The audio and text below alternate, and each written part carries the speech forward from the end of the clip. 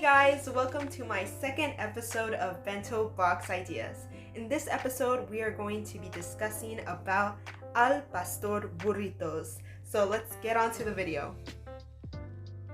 Okay, so to start off the video, I am going to be placing a multi-grain tortilla down.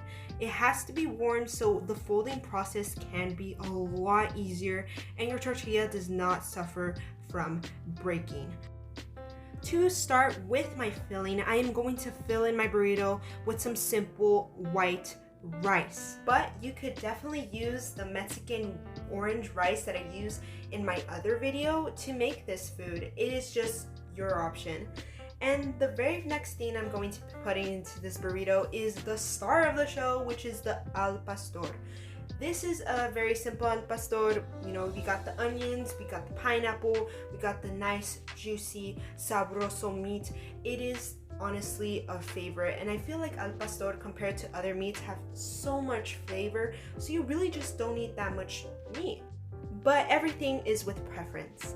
The very next thing I'm going to put is the toppings. This burrito is going to be very simple, so I'm going to be putting some diced red onions, just a little bit, just to give it that little bit of flavor, and a little bit of cilantro. I know a lot of people do not like cilantro, I know, but I actually really like cilantro. It's like really good. I don't know what kind of flavor it has, but it just makes everything taste good. Now for the most difficult part, folding the burrito. Yes, I am not a professional when it comes to folding burritos. You could judge me on that. I am not even gonna care because I recognize that. But you're basically just gonna fold in the corners and just wrap that bad boy so all the stuffing just does not come out. Look at that burrito. Isn't that the best burrito fold that you've ever seen in your life? Now we're going to place that freshly warm burrito onto some wax paper and fold that baby up, because personally, I like doing this because it's just a little bit more easier to eat and it keeps all the filling into one place and doesn't stain the bento. But we're gonna place that burrito onto the bento box, and with that, station 1 is finished with the burrito, aka the main course meal. Now on to station 2, which is guacamole and chips. So the very first thing I have right here are the previous onions and cilantro and some diced up avocado. I am very much aware that avocado and guacamole do brown, so I just recommend that you just put a little bit of plaster wrap on top and it will lessen the browning a lot more. So now I have a little bit of lime, about like a tablespoon of lime because I really like lime. Put in a little bit of onion inside and a little bit of cilantro. I know a lot of people do like putting also tomato into your guacamole, but I wanted this to be a little bit more simple. Also, I personally like my guac chunky, so that's why I put the dice, but you could totally make it creamier, put it into a food processor, put it into a blender, make it very smooth and creamy, but I like it a little bit more chunky. Now we have all the ingredients inside the bowl. We're going just to put a little pinch of salt and we're going to mix everything up. Just mix it nice and well. You know, again, I also like a little mixing mix so it can be a little bit of creamy, a little bit of chunky, and we're going to be placing that into our second station bento. So the very first thing I have are some tortilla chips.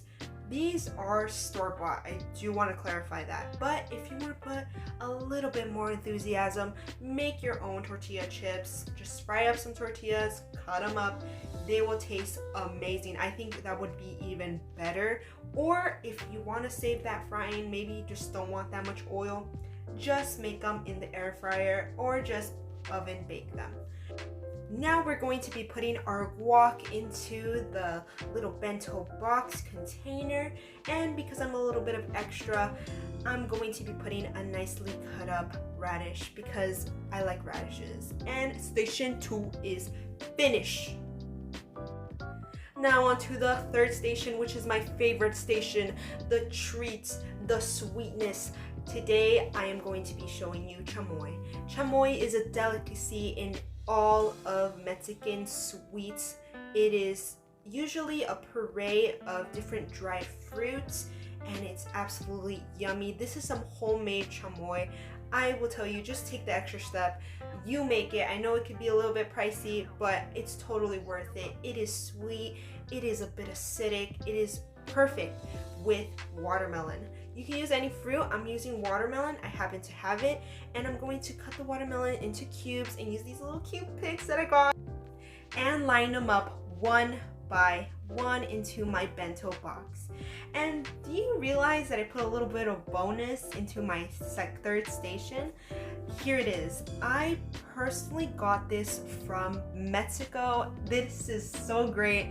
It is called a cocada. This is a yellow one. It is basically coconut with some condensed milk just mixed up together into this ball of absolute sweetness and greatness.